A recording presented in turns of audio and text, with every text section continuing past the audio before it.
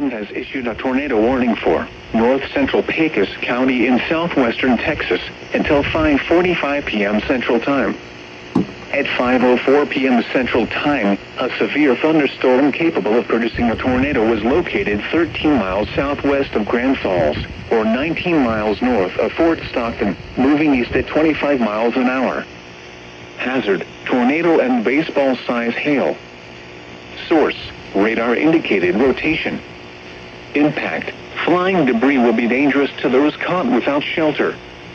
Mobile homes will be damaged or destroyed. Damage to roofs, windows, and vehicles will occur. Tree damage is likely.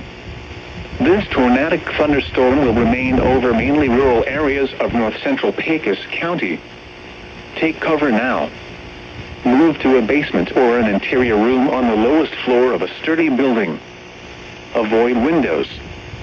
If you are outdoors, in a mobile home, or in a vehicle, move to the closest substantial shelter and protect yourself from flying debris.